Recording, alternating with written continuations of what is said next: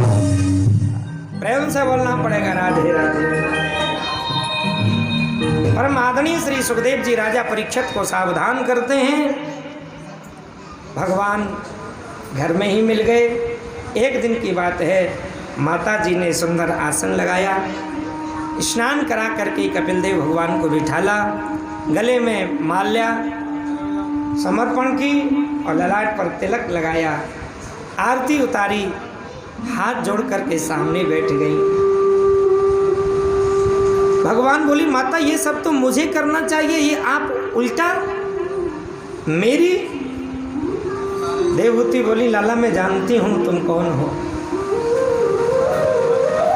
आज मेरे कुछ प्रश्न हैं,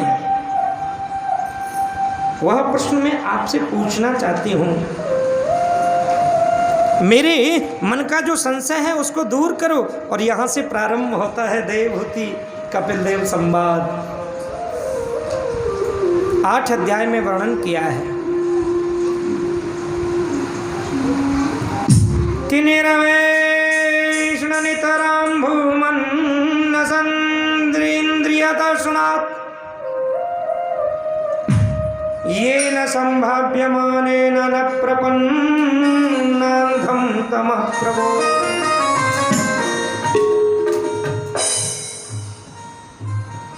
और बहुत सुंदर प्रसंग है, गौर से सुने।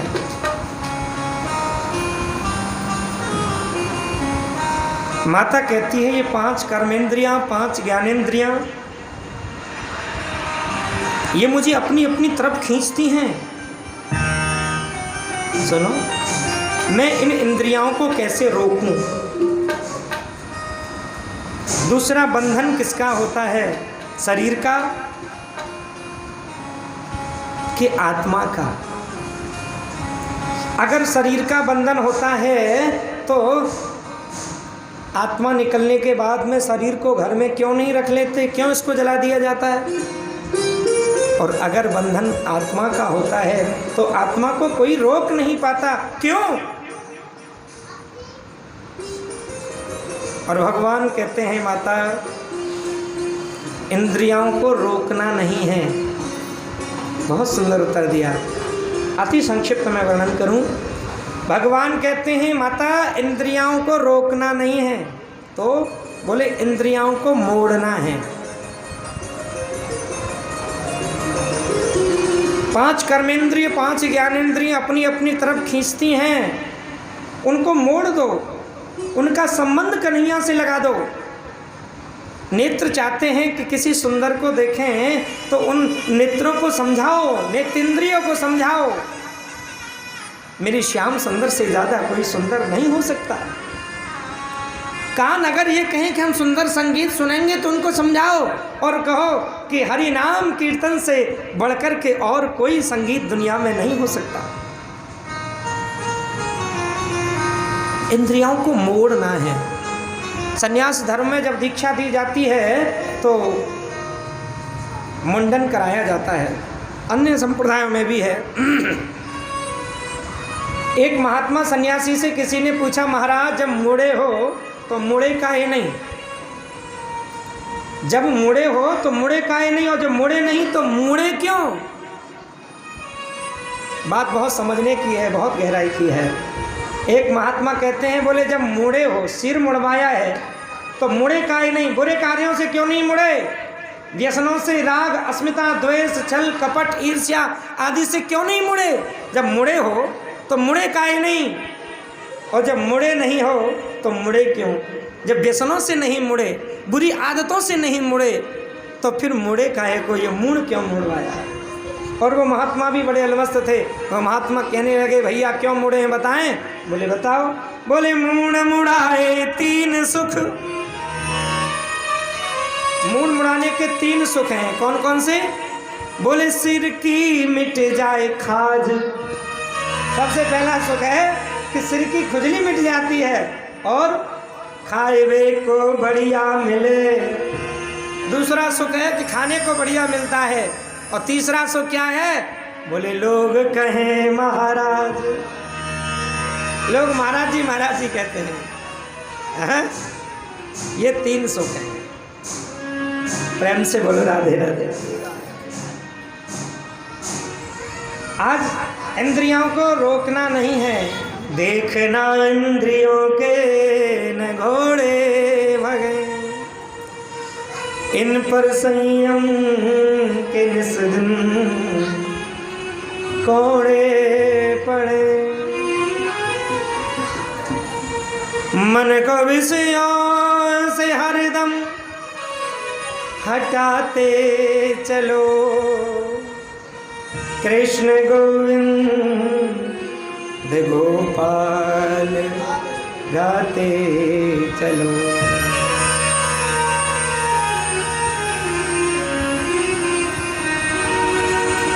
इंद्रियों के घोड़ों को भागने मत दो, संयम की कौड़े मार करके इनको रोको,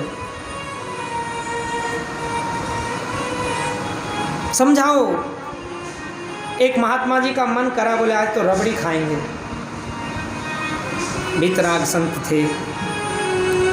फिर उन्होंने सोचा मन रबड़ी खाने को कर रहा है, आज रबड़ी इसको खिलाएंगे तो कल रसगुल्ला मांगेगा, रसगुल्ला भी दे देंगे तो फिर कल राजभोग मांगेगा, खीर मोहन मांगेगा। उन्होंने कहा इसलिए पहले ही रोक दो। उन्होंने रबड़ी एक कटोरे में भर ली और 2 पसबारू लेकर के उसमें डाली, थोड़ा कीचड़ लेकर के डाल दिया, कटे हुए बाल उसमें डाल लिए, कफ आदि थूक नाक सब उसमें डाल दिया और उसको घोर करके सामने रखा। अब कहा खा इसको। अब अंदर से कहता नहीं नहीं इसको नहीं खाऊंगा। क्यों? बोली ये अपवित्र है, गंदी है। एक राजा ने संकल्प लिया कि एक बकरा मंगाया, बोले इसका जो पेट भर के लाएगा मैं उसको आधा राज्य दे दूंगा। लोग ले जाते, सुबह से शाम तक उसको खूब खिलाते, जो मन करता वो खिलाते। ला करके सामने खड़ा किया और राजा हरी हरी घास लेकर के जैसे ही उसके सामने डालते, स्वभावतः तो फिर भी वो खाने लग जाता। कितना भी पेट भरा फिर भी वो 2-4 मुँह तो मारेगा ही। बोले ये तो भूखा है। दूसरे दिन दूसरे लेकर के गया, फिर भी उसने खूब खिलाया, शाम को लाया। एक दिन एक सत्संगी ने देखा, उन्होंने कहा महाराज मैं इसका पेट भर के लाऊंगा। वो उस घोड़े को बकरे को लेकर के गए, एक हाथ में लाठी ले ली और जब बकरा कुछ खाने को करे तभी एक लाठी मार दे। जब बकरा कुछ खाने को करे तभी एक लाठी मार दे। शाम तक एक तिनका भी उसको नहीं खाने दिया। शाम को ला करके राजा के पास खड़ा किया। राजा बोला इसका पीठ और पेट एक हो रही है, आप कह रहे हैं कि इसका पेट भर गया।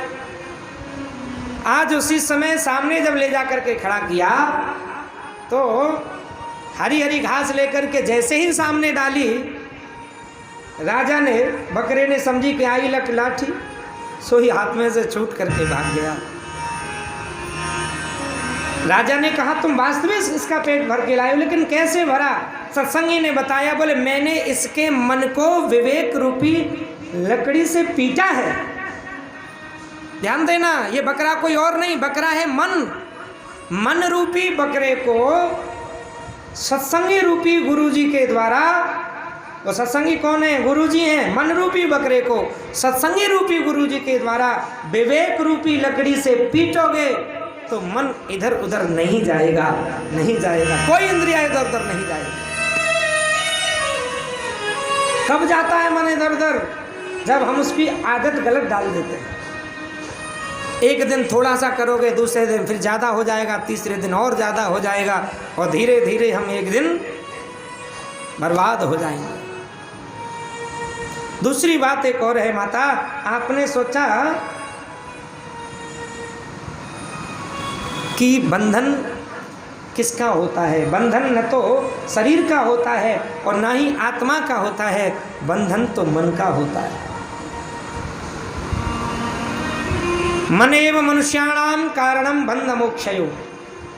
ये हमारा जो मन है यही बंधन और मोक्ष का कारण है।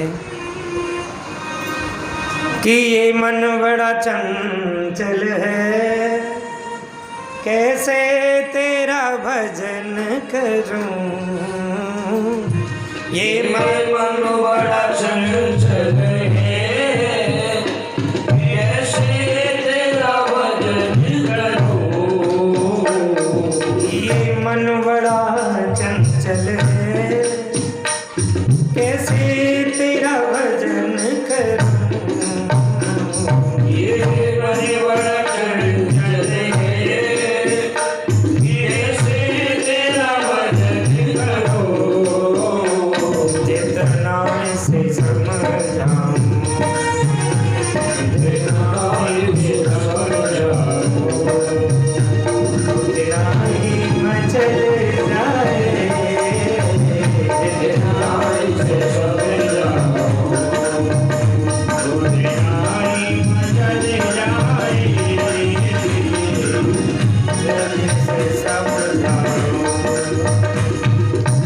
इसको जितना समझाएं उतना ही मचलता है, इधर उधर भागता है। मन का ही तो खेल है कि मन के हारे हार है और मन के जीते जीत,